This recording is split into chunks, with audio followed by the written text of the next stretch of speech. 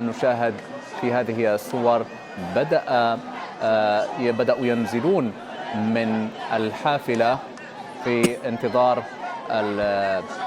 تتمة الاحتفالية الكبرى في الواقع التي تنتظرهم هذا المساء بالاستقبال الملكي تشريفا لهذا الإنجاز الكبير الذي نجحت عناصر المنتخب الوطني في تحقيقه في مونديال قطر 2022. نشاهد في الصور رئيس الجامعة الملكية لكرة القدم سيد فوزي لقجع وعدد من عناصر البعثة المغربية. نشاهد أيضا عناصر المنتخب الوطني بوفال، نشاهد أيضا ياسين بونو والصبيري وعدد من لاعبي المنتخب المغربي ينزلون تباعا من الحافلة المكشوفة التي أقلتهم من مطار الرباط سلا وصولا إلى القصر الملكي العامر، حيث سيحظون باستقبال ملكي تشريفا وتقديرا للإنجاز التاريخي الذي حققوه ليس فقط لكرة القدم المغربية ولكن أيضا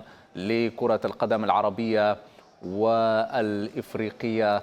العناصر الوطنية كانت سعيدة جدا وكانت الأجواء حماسية في هذا المسار من لحظة الوصول في المطار وصولا إلى القصر الملكي العامر بالعاصمة الرباط. عناصر المنتخب الوطني تتهيأ أيضا بعد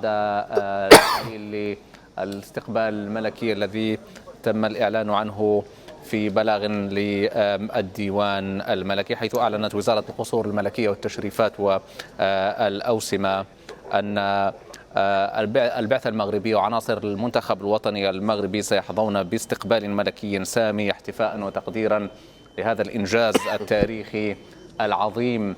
حسب بلاغ وزارة القصور الملكية والتشريفات والأوسمة نشاهد عناصر المنتخب الوطني المغربي وقد نزلوا، ونشاهد في الصور الآن أمهات أيضا عدد من اللاعبين، وكم هي بليغة هذه الالتفاتة الكريمة إلى هؤلاء السيدات اللواتي في الواقع صنعنا هؤلاء الأبطال الذين كافحنا في ظروف مختلفة، أحيانا في أرض الوطن وأحيانا في أوروبا، وتحدينا الصعاب ورافقنا هؤلاء الأبطال، هؤلاء الأشبال الذين أصبحوا اليوم أسودا يزأرون ويهتز العالم لزائرهم. ينبغي أن نقولها صراحة زميل عبد الله الجعفري. نعم طبيعة الحال صديقي محمد، صور جميلة، صور معبرة أن يحظى المتخمر باستقبال الملكي وأن يتم أيضا المنادات على أمهات اللاعبين.